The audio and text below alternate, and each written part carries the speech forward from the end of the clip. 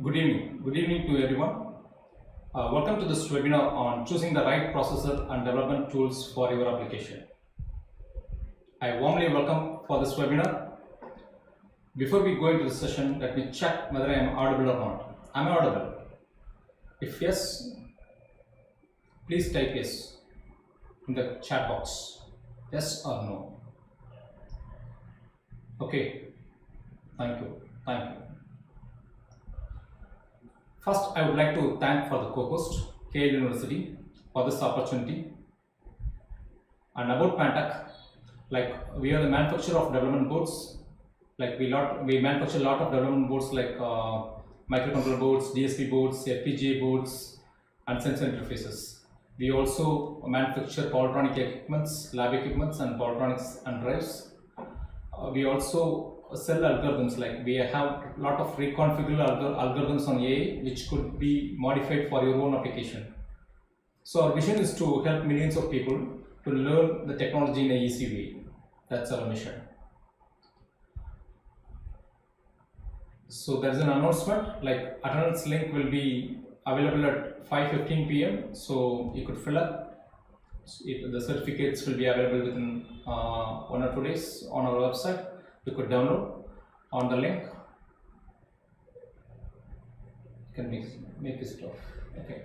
What is embedded system? Like an embedded system, it's a combination of both hardware and software with some mechanical parts to perform a specific application. Some examples are like your mobile phone and tablets and printers, mouse, keypad, keyboard. These are all embedded systems. Like whereas general purpose processor like a desktop computer is not an embedded system as it processes general purpose application on it. So any processor which is meant for specific application is called embedded system design. Like it's called embedded system application and it's called embedded system design.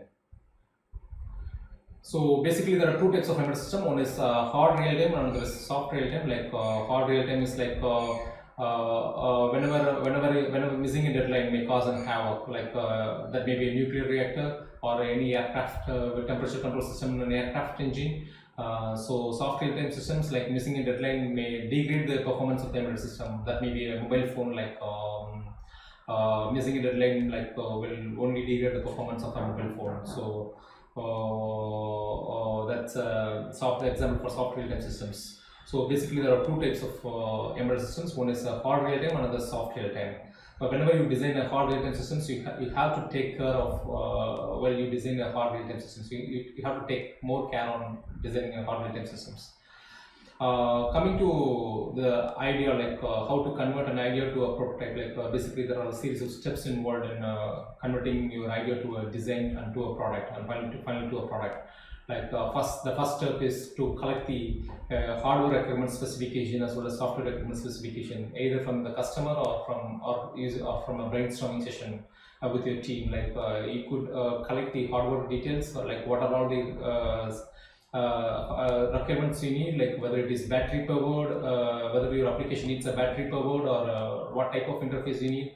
Those details will be in hardware requirement specification. Whereas in software requirement specification, like details like what kind of softwares, what kind of GUI you need, like whether it is a touch based or it based or any keypad based systems. So that you have to design, like so if it is a touch based, then what kind of operating system you are going to involve. So that comes under software requirement specification.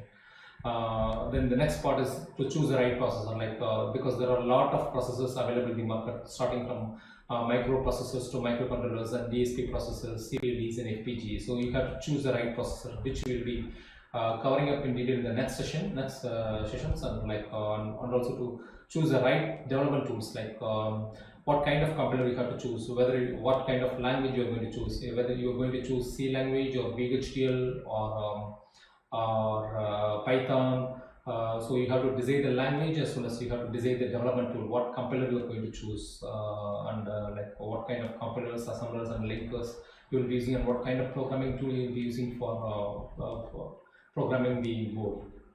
And the application, like whether it needs a real-time operating system, or the application, whether the application needs a simple program, that also you have to decide.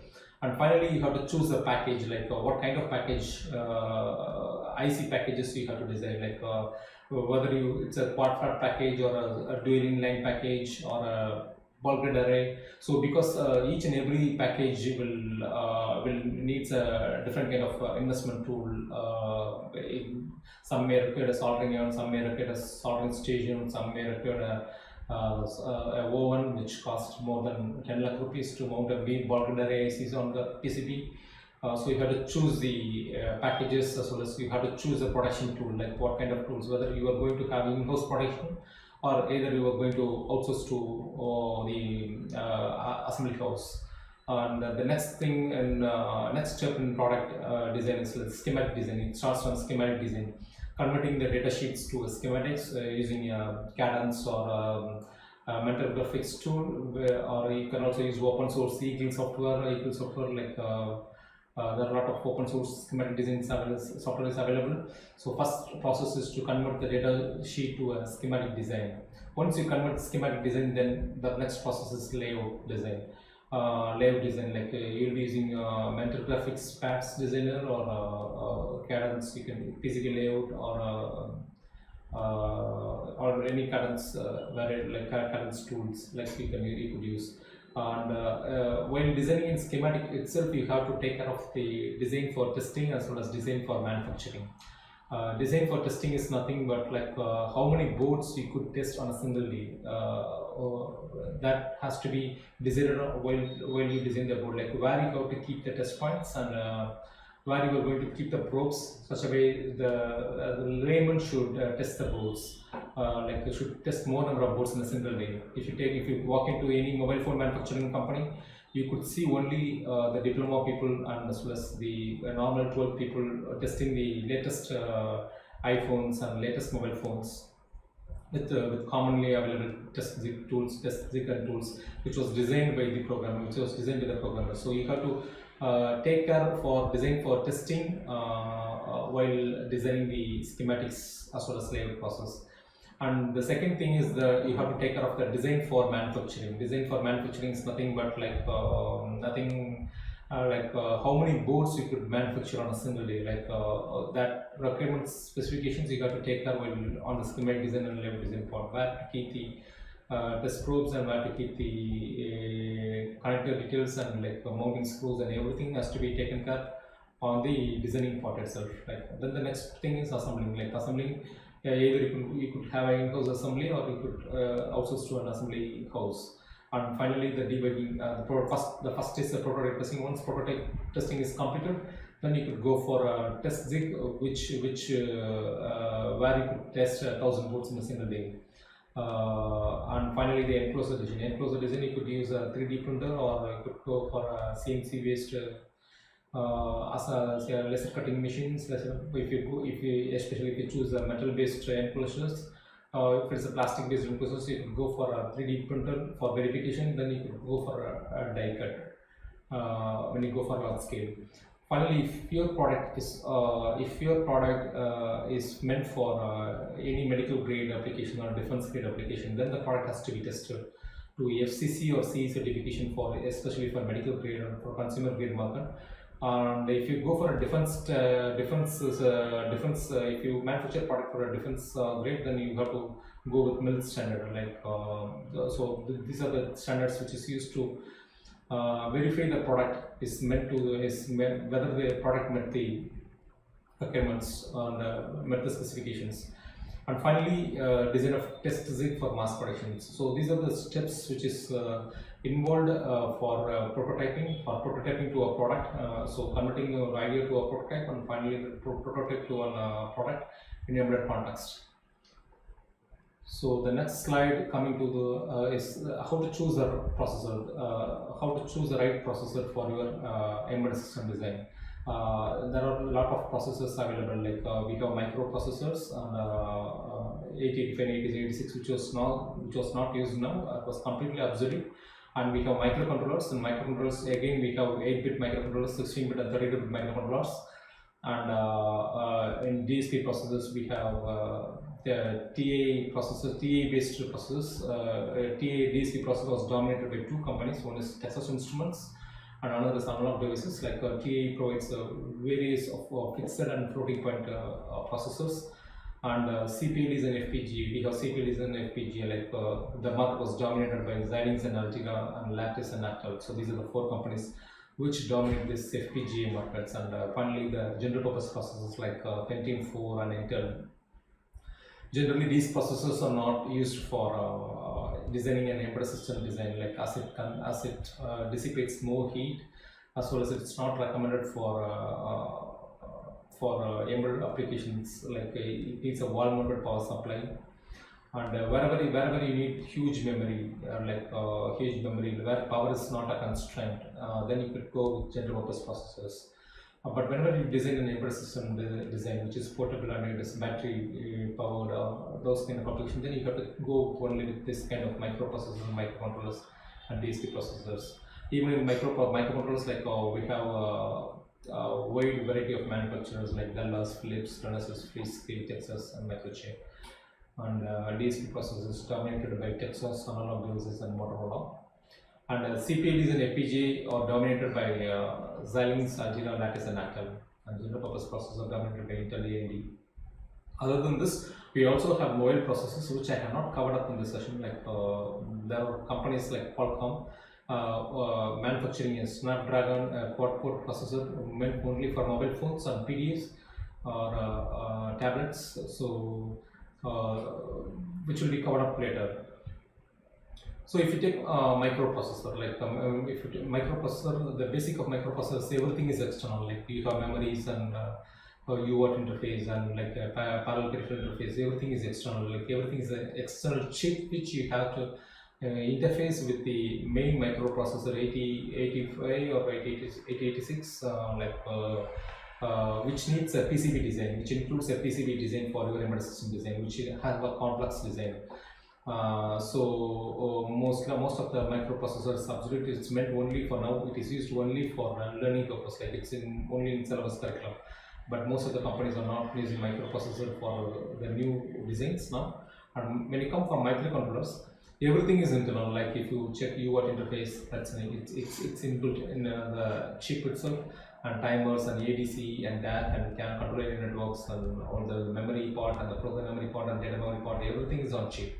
So it could reduce the size as well as it could reduce the PCB design, complexity of the PCB design when you go for microcontroller design. As well as you could also, like the low power microcontrollers also available, like which will reduce the power, like power from the battery, so it could stand by for a long time. So what are the basic features of DSP? Like DSP processors are meant only for mathematical calculations, complex mathematical calculations. It's basically mathematics on a chip. And like wherever you have a hard real-time constraints, you could go for a DSP processor. Wherever you have to process a continuous data stream, like the speech signals or audio signals or video signals, then you could go for a DSP processors. So DSP processor has a MAC capability, multiply and accumulate, which could multiply and accumulate in a single cycle. So it could process a complex mathematical calculations, whereas microcontrollers and microprocessors cannot process a complex mathematical calculations. So these things are much more useful for processing speech signal, audio, and video signal. So whenever you have to implement a speech processing algorithm or an audio processing algorithm or a video processing algorithm, you have to go with a DSP processor. So wherever you need to have a complex mathematical calculation like a Fourier transform or Laplace transform to implement on a processor, then you have to go with only a DSP processor. So microcontrollers are control oriented. So wherever you need to implement a control logic, then you could go with microcontrollers. Wherever you have to implement a algorithm like data path oriented, then you could go with DSP processors. General purpose processors could be used for a large memory, and if you wherever the space is not a constraint. For example, if you take an ATM machine, so space is not a constraint, power is not a constraint, then you could go with general purpose processor for an ATM machine. Whereas for wherever you require where power is a constraint and space is a constraint, then you could go with this microcontroller processors and microcontrollers and DSP processors. You could choose the DSP processor whenever you require a precision because DSP has a floating point capability, as well as wherever you need a cost saving and wherever you need to reduce the size as well as low power consumption, and wherever you have to process real-time signals with with the huge data streams, then you could go with DSP processors. Coming to CPLDs in FPGA, CPLD is control oriented. Wherever you use microcontrollers, you can use CPLDs. Wherever you use DSP processor, you could use FPGA. FPGA is data path oriented. Like CPLD, this kind of processors was developed basically from programmable array logic and programmable array logical arrays, which is used to fuse a Boolean function, which is used to make Boolean functions. Then comes the PLDs, programmable logical devices. Then comes the complex programmable logical devices. So wherever you need to implement a complex Boolean logic, then you could go with the CPLD device or a microcontroller. All microcontroller applications. The one advantage of CPLD with microcontroller is like, for example, you need 10 UARTs on a single chip. Then CPLD is customized, whereas microcontroller is not customizable. So in that case, you could choose CPLD instead of microcontrollers. So where you need to tailor-made an interface, for example, 10 or 12 interfaces you need, like a UART interface, or you need 4 or 5 SP interface, then you could go with CPLD. FPGA, like wherever you use DSP processor, you could go with the FPGA. The advantage of FPGA is like, before going to the advantage of FPGA, I will walk you through the architecture of CPLD and the FPGA so that you could have better understanding on CPLDs and FPGAs. So CPLD architecture, like basically it has logic blocks and it has an IO blocks, logic blocks, IO blocks, and clock routing. Clock routing is used to interconnect these logic blocks with IO blocks and the routing matrix.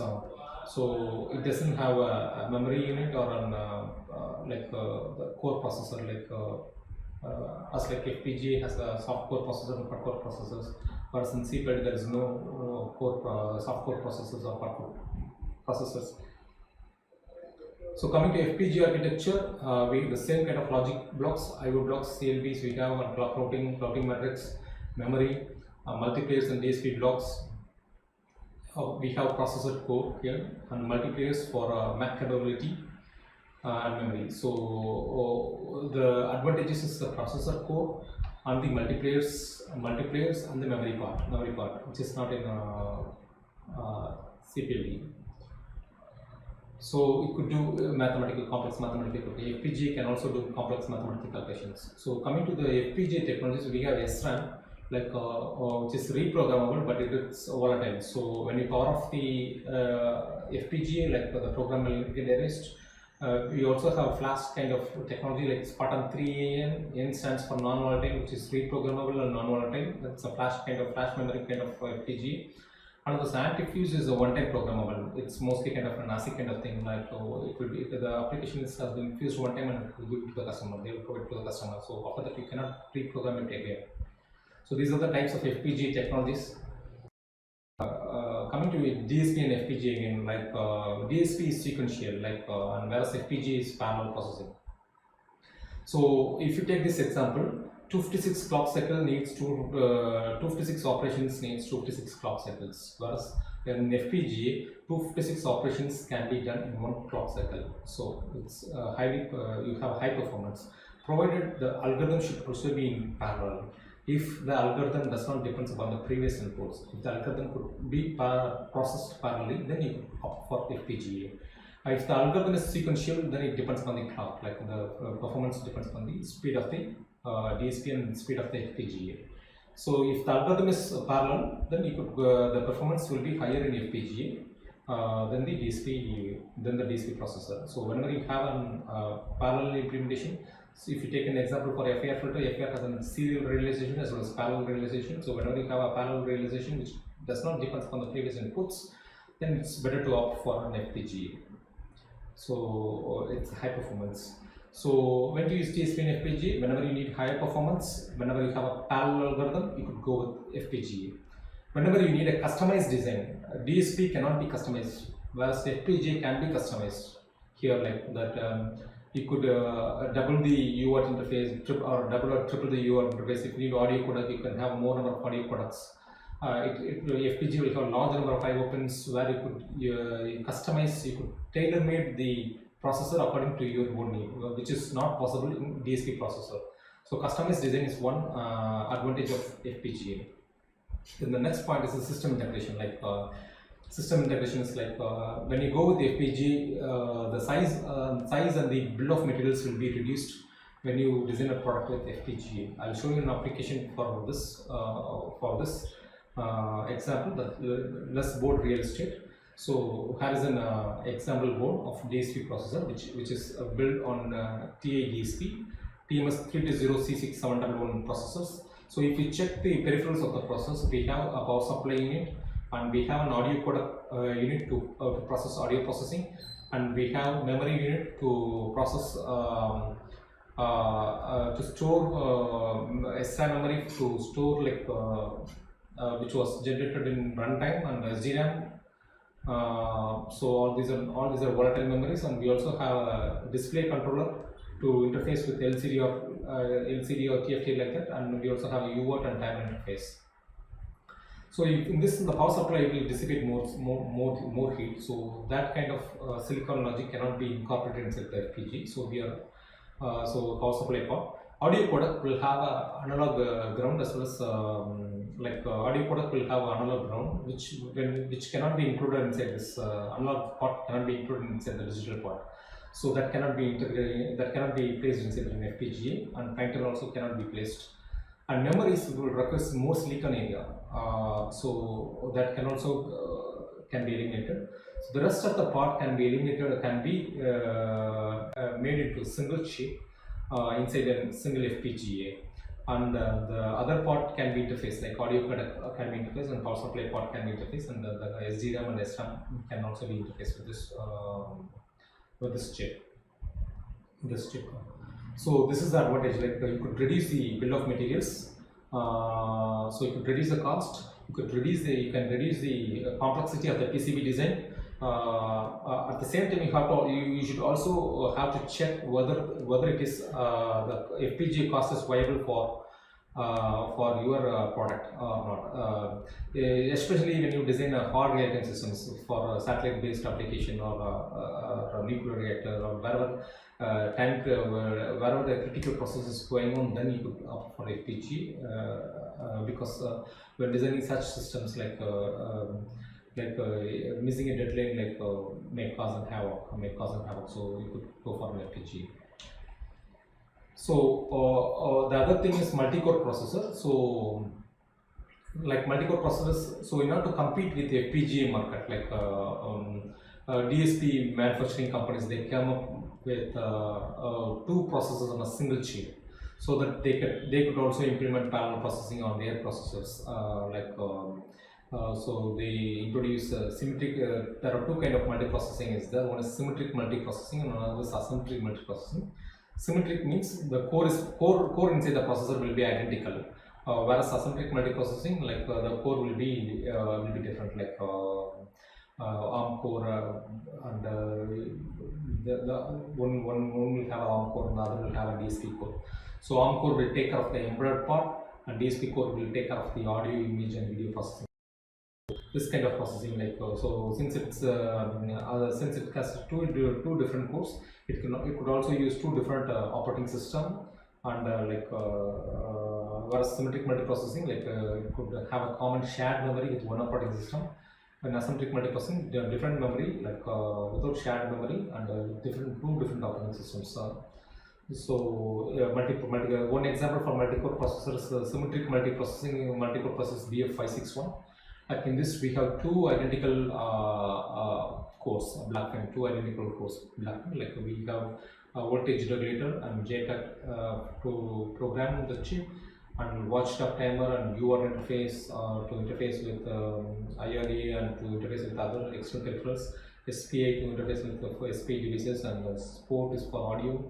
Port 0, port 1, 2 audio ports, and GPIO pins to general purpose input output pins to interface with the keypad or LCD displays or like that, and timers, and PPI parallel peripheral interfaces to interface for video products.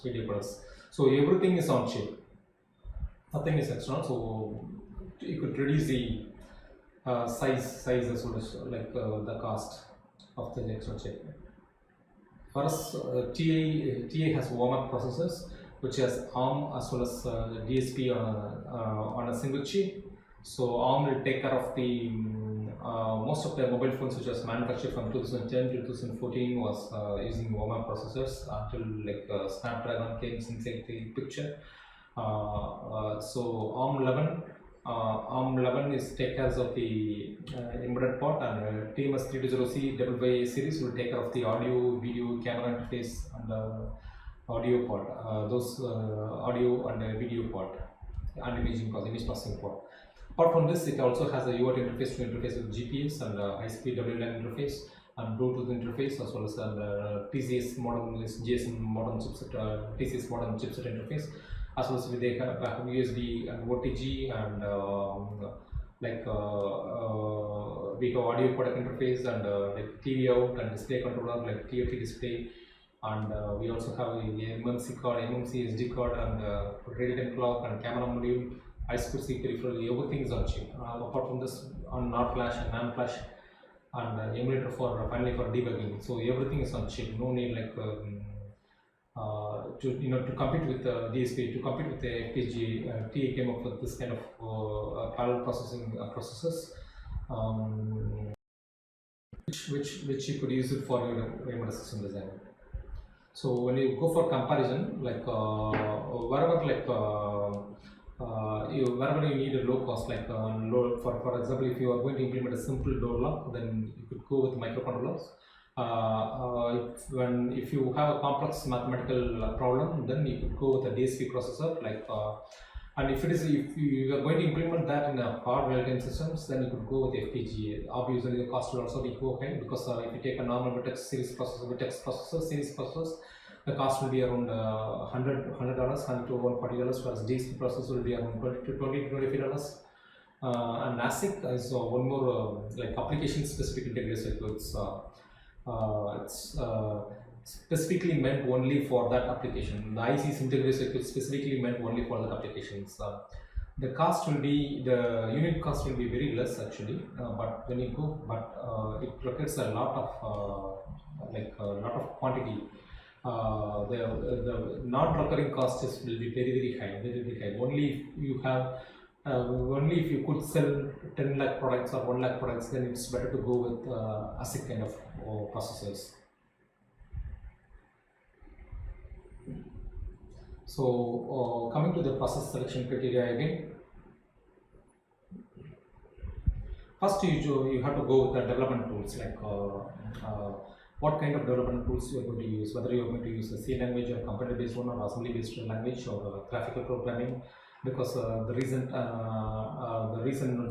days, like MATLAB and the LabVIEW supports graphical programming, where no need to write the code in C language or assembly language.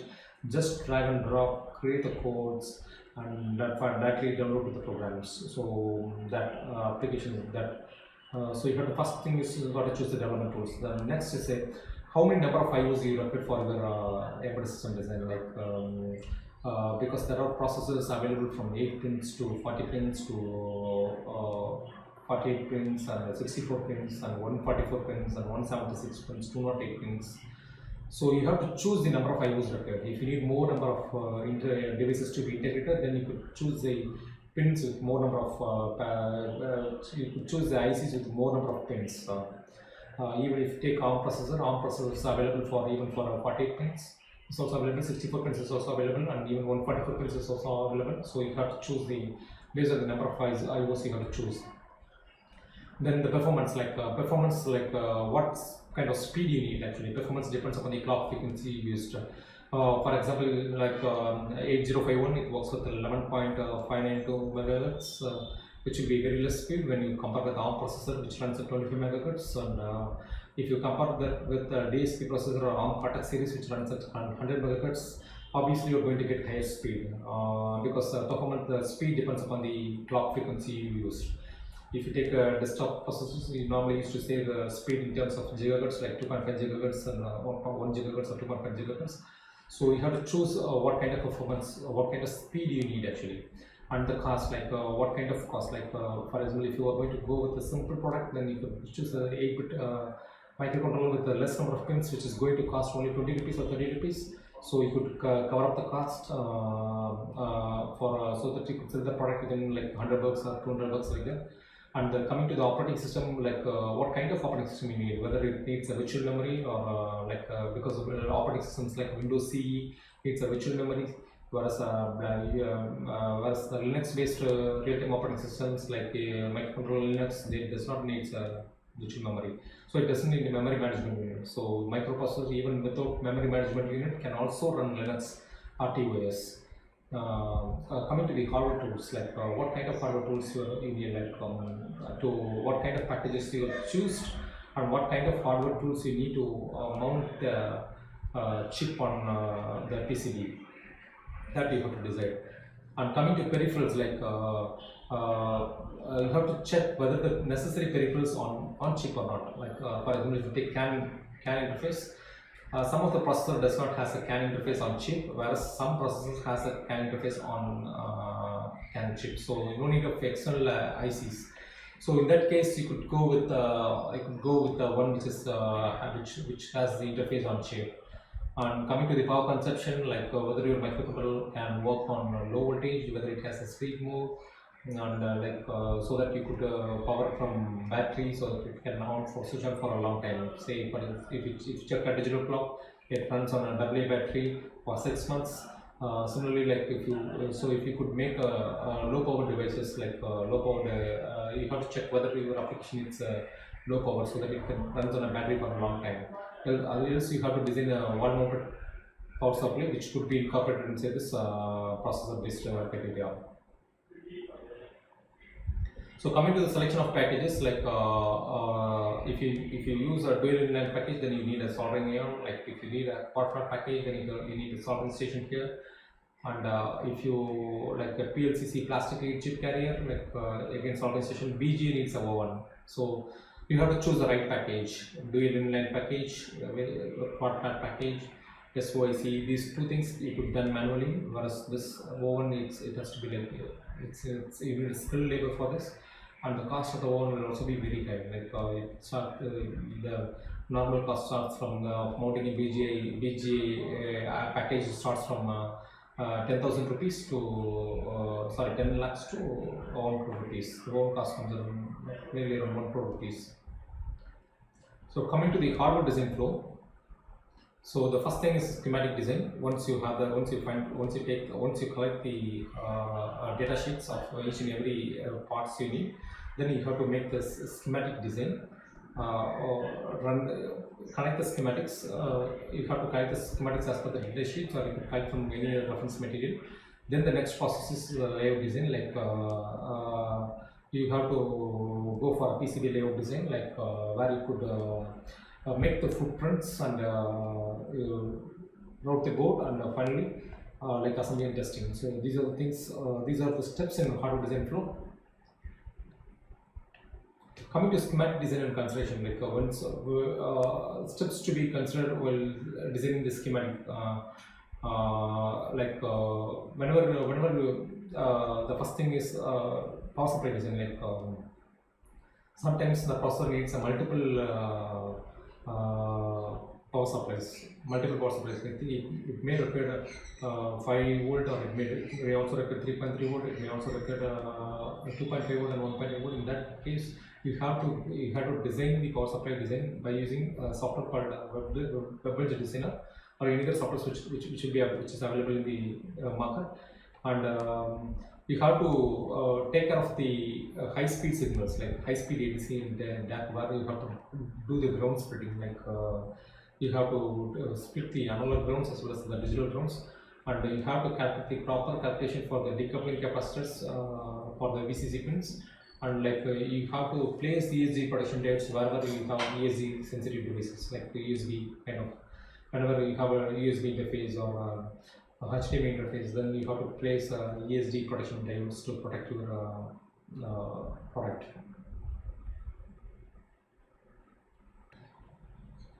Okay. Coming to layout design considerations, like the first thing is you need to check the footprints and the placement of components as per the schematics. Like all the connectors should be placed on the edges of the boards, and like the placement of the decoupling capacitor should be as much as possible. You have to place it as much as near to the VCC pins, and like length matching. You have to do length matching whenever you use high speed memories. Like you also follow serpentine rules, like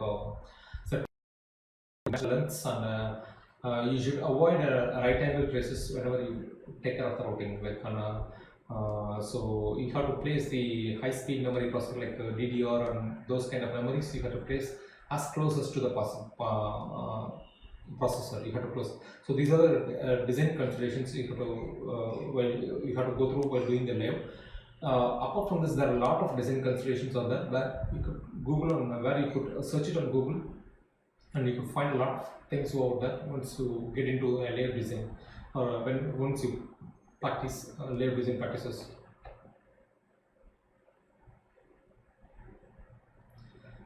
So the next part is the software design flow. So we have completed the schematic design and also the layout design, and the steps to be followed to be on schematics, as well as the steps to be followed to be on the layouts. And the third part is the software design flow. Like you'll be writing the code on the text editor. Like it may be like it may be a compiler or assembler. Like if it is a compiler, then the compiler will take the C file and it outputs an object file. And the assembler will also outputs an object file. Like ASM, it takes the ASM file as an input and outputs an object file. These two object files will be linked by using a linker, and the linker will finally give you the exe file. That's maybe a hex file in microcontroller formats, and maybe in ELF file formats, ELF format in FPGAs. So these things will be downloaded inside the target board. Like finally, the hex code only will be downloaded in target board, and through an in-system programmer, and finally go for productions. So these are the software design flow. So this is an example for software design flow for FPGA. You could also write C programming for FPGAs. So FPGA will support BHDL language, Verilog language, as well as C language, and also Python. Like the recent processes from Zinc processor supports Python. So you could also use assembly graphical programming, MATLAB. There are some tools like system generator which allows graphical programming. No need to write the code in Verilog or VHDL, just drag and drop, generate the code and dump it to the FPGA. So if you check here, like the software part contains of the C program, and it compiles and links an ELF file, whereas the hardware part contains of microprocessor hardware specification file and microprocessor software specification file, and other interfaces files like UART interface or whatever the interface you need. All those files it uses IP codes, like if you pre-written BHDL codes. So it generates and also the UCF files will give you the pin, like the pin of the FPGA, like what pin it has been connected. For example, if you take LED, what pin the LED has been connected to the FPGA. That information will be in the user constant file. So it generates a bit file, and finally this bit file is merged to an ELF file, and this ELF file is then downloaded to the FPGA. So this is the embedded development life cycle here. Like we have a compiler and RTOS and the networking protocols, and whether it needs a Java support, graphics support. So all this comes under software.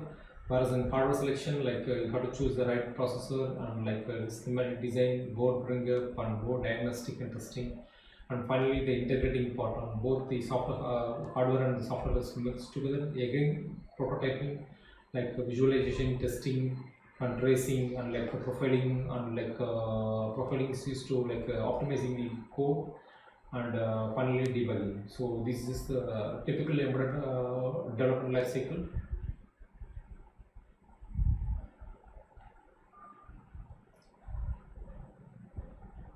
So simulation, like in this process, like we are like evaluating the schematics without using any hardware component is called simulation. There are a lot of simulation software available, like electronic workbench and Proteus, and these are all the different kind of simulation softwares available in the market. Like if you want to verify the algorithms, then you could use MATLAB or LabVIEW software, which where you can verify the algorithms, so simulation of algorithms. And evaluation is like it's a type of hardware which is available, mostly it will be available from the manufacturer. So you could purchase these evaluation boards and you could make use of the schematics and you could make use of the reference designs and you could use it for your own applications. For fast prototyping, for rapid prototyping of your product. And emulation is it's an hardware which connects both the hardware as well as the software part, and we could keep breakpoints and we could debug the source code line by line, as well as you could also view memories, and you could also check the each and every step, like what is happening each and every step in the real-time part. It is used to for debugging in real time. So that's simulation. So you have to purchase the emulator for this, and so these three are the process in prototyping your product, like simulation, evaluation, and emulation. And the next is the microcontroller design. Here I will show you a simple microcontroller design using A.I board, like how to frame the schematics and how to make a layout, what are the steps involved in making a layout and how the product has been done. Like the first step is to make a schematic. So once you take the datasheet from A.I datasheets, and the next process is to converting into schematics using a Cadence or a mental graphics tool or e-tool software, whatever which is convenient for you. First thing is to convert to schematics. Then the next process is power supply design. Here, the input voltage is 9 volt and it's AC power supply adapter. So we have used a bridge rectifier to convert to DC, and the 7805 regulator to make it as a 5 volt regulation. And these are all the filter circuits to remove the ripples, and LED is used for indication. So this is used as a power supply circuit, and if you want additional voltages like 3.3 volt and 1.8 voltage, then you should need an appropriate voltage regulators. So here the input is 5 volt, and it has a LM1086 is an adjustable voltage regulator which can vary from 15 to 0 to 15 volt depending upon this voltage divider circuits. So we will be getting 3.3 volt, and this 3.3 volt is then again sent to voltage. It's again then sent to voltage regulator. So we will be getting 1.0 volt regulator again. So LEDs is for indication. So the power supply design, once the power supply design is done, then you have to connect the VCC and the ground to the IC. The next part is the reset circuit. You will be connecting the reset circuit as well as the to the processor. The next part is to connect crystal. Crystal is the heart of the microcontroller. So once you connect the crystal and reset, you could be able to use the microcontroller. So the next part is the programming part. The programming needs a serial port interface, or any interface, or JTAG interface. So we are connecting here serial port interface using a MAX232 chip, which could be kind of interface to a PC, and we could download the program through a flash programming software or any kind of ISP programming tools like in-circuit serial programming tools. So once the serial communication is done, and reset and this crystal part is done, then we could interface the EA and PCIe pins, which is used for programming, and FT. If you want a USB to your connection, if you want a USB to your connection, then you could use FT232 USB to your connection. Connection circuits. Then finally, we can program by using this software like ClassMagic for 8051 controller to FT232. And these are all the application part, LED interface part, and LCD interface part, and the temperature sensor and buzzer interface part, and the 7-segment interface part, so relay and step interface. So once this is done, then the next part is the PCB footprints. So creating this kind of footprints for each and every IC which we use. Then this is the unrouted PCB board. And once the layout is done, it will be the assembled the one which is component is placed properly, and the board is layout done is properly. The next thing is the bottom layer routing. This is the bottom layer routing. This is the top layer routing. This is the drill chart, and the solder mask top and solder mask bottom here, and so this is the final output of final product of this board. So if you check here Here we have power supply design. So this is the connector, and this is the bridge rectifier here, and this is the summary 0 regulator. So these are the circuits. LED for indication, and USB to UART interface for serial programming, for USB to serial programming, and this is the normal UART interface for interface with other microcontrollers, and like reset switch and clock circuit, and finally the microcontroller. So this which is placed on acrylic cutting here. So you could also use other enclosures, like if you use plastic mode, then you could go for a 3D printer, so where you could verify your designs. Once the verification is done, then you could go for a die cut to reduce the time. So if you want to manufacture large number of quantities in plastics, then you could go for a die cut. And you could also use laser cutting if you use acrylic or any metallic enclosures. So laser cutting CNC machines. And test jig is the one like to test the boards. Like here we have pogo pins, which is a spring type of pins, like which will give pressure and activity to this connectors. Once the board is placed, it can be programmed and can be tested by using the test thing. So once the board is assembled and the debugging of the microcontroller is done, like if you have some problems with the board, then like these are the instruments which you need, like a PCB short locator, like PCB short, which is used to measure the PCB shorts in the PCB, and the DC characteristics test, like which is used to check whether the capacitor is working or not, and the boundary scan test, which is used for debugging the programming part, like whether the boundary scan is working or not, like and functionality test is used to tester is used for testing whether the IC is working with the proper functions or not. So these are all the debugging tools, testing tools, like and in circuit component testing is also similar to functional testing, and VA signature analyzer is used to test components like diodes and transistors based on the VA characteristics. And board and board data test is like something like having the board which is having the working board is the board and board, and you to compare with the board and board. This happens only when you complete at least one prototype.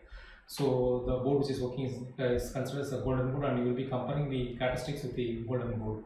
So these are the debugging tools which will occur, like in case if you found any problems, because no designs will be rectified in a single time. So you definitely will be having problems. So if you have problems, then you should have these kind of equipments to test the boards and to bring up the board to the product, like PCB. You need a PCB short locator, DC characteristic tester, and a boundary scan tester, functionality tester, and in-circuit component tester, and VA signature analyzer.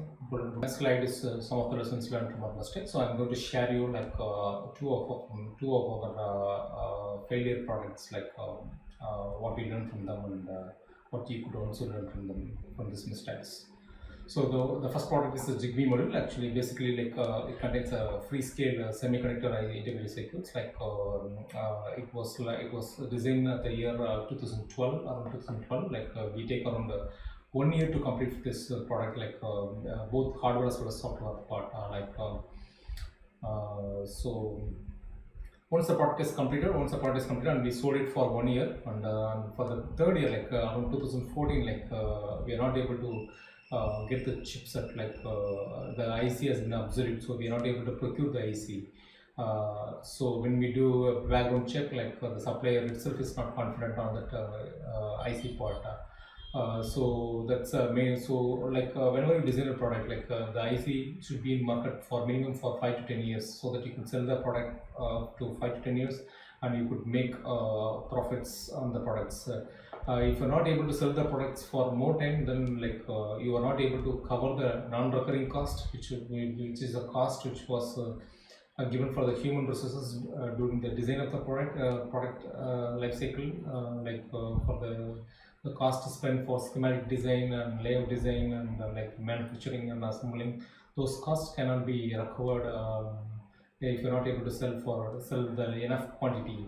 So you have to check for the integrated circuits whether it has NR&D.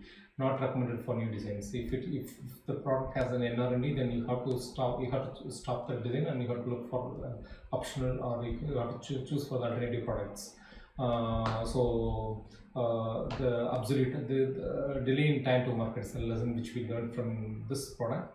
So the IC becomes obsolete, so we are not able to manufacture the product on time. So that's one lesson we learned from the ZP model. And the second mistake is like learnings from the short body run board, which is a floating point DSP from analog devices, and it's a very complex board. Like the board is around 8-layer board, and it could do a complex audio processing. But this board is targeted for engineering colleges, but still, like since this board was not in curriculum, so people were not interested in experimenting the complex design. So again, they're not able to sell this board. Like so, the lesson is like design product for the user. Like whenever you design a product, you have to go a detailed market study, like whether the product is actually required for the user, and whether you have to check for the user experience. So always put customers first, so the user experience first, then before going for a design. Like design in terms of think in terms of customer, and you have to make the specifications according to the customer. So that's a lesson which we learned from this product. So these are the two lessons which you could take away from today's session. And coming to the end, like we'll have a small recap of designing an embedded system design. So the first thing is to choose the idea. Once you choose the idea, then you have to choose the application, like what are the application and what are the features you require for them, and what are the cost per product, like what are the costs which could afford by the customer. So once you design all these factors, then you have to choose the right processor and packages. Once you design the processor and packages, then you could go for design and fabricate the PCB. Once the fabrication is done, then you could go for component assembly. Once assembly is done, like you could go for integration and testing. You could choose either C or assembly language, whatever the language you want, you can choose, or even graphical programming. But one disadvantage of graphical programming is the code will not be optimized for the processor. So that's the one disadvantages in graphical programming. But once you choose the language, then you could go for integration and testing the product. So this is the recap of designing an embedded system design.